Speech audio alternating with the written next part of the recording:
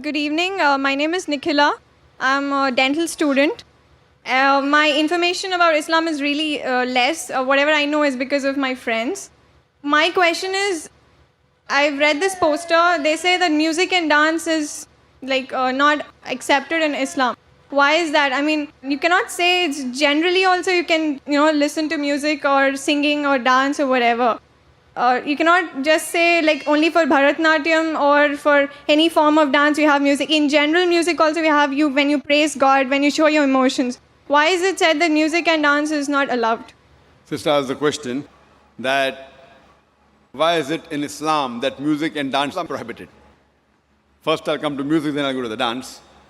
As far as music is concerned, our beloved Prophet Muhammad said that the musical instruments, as a general rule, they are prohibited, except he gave permission for the duff, that is the one-sided open drum, called as duff or duffli. Besides that, the Prophet prohibited because, if you analyze, it takes a person away from the remembrance of Allah subhanahu wa ta'ala, from the remembrance of Almighty God. That's the reason when we hear these, film songs, whether it be Hindi, it may be Malayali or Tamil or whatever it is, you find that in these film songs, most of the words that are mentioned, they are far away from reality. The hero tells the heroine, "Main tumhare liye chand tod ke leke aaunga, main tumhare liye sitare tod ke leke aaunga, I'll get the moon for you, I'll get the star for you." We know it's not possible. No man can get the star or the moon for his lover. But yet, we keep on repeating because of the ambience, because of everything. So because of this, general rule is that the music does take a person away from Allah subhanahu wa ta'ala. That is the reason a beloved Prophet prohibited musical instruments except for duff. Or as generally with your voice. For example, when a person recites the Quran. If he recites the Quran, his voice is good, that's permitted. Because that takes a person towards Allah subhanahu wa ta'ala. The musical instruments along in the background do create a different ambience. Otherwise, singing per se, it is mubah, optional, as long as the words of the song, they take you towards your Creator Allah subhanahu wa ta'ala. If the words of the song take you away from Allah subhanahu wa ta'ala, even that type of song is prohibited. Now come to the second part. Why is dancing prohibited? There is no verse in the Quran or no hadith that I know of which says dancing per se is haram. But normally, because people dance to show to the other people, we have dance performance on the stage, where as you Bharatnatyam. Now you're doing Bharatnatyam on the stage and thousands are watching you.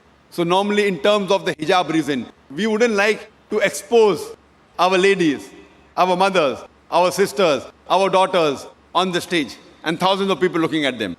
So any profession in which the body is used as a show, as to entertain the people, it is prohibited. That is the reason dancing in public or dancing in parties where we have opposite sex mixing, many a time the rules of dancing, they conflict with the rule of the Islamic Sharia. Normally when you have a dance, you have pairs, male and female, and most of these pairs, that the girlfriend, boyfriend, and you dance in front of other people. So because it breaks the system of Islamic hijab, that's the reason per se it is prohibited, because it goes against the system of hijab.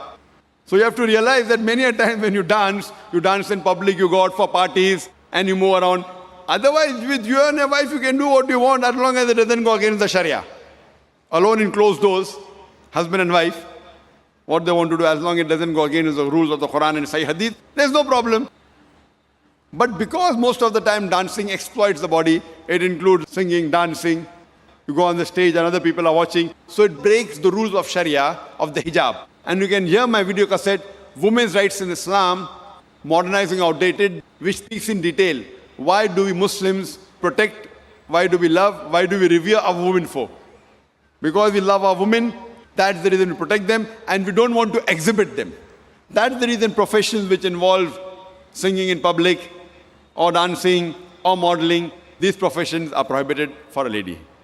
Hope that answers the question.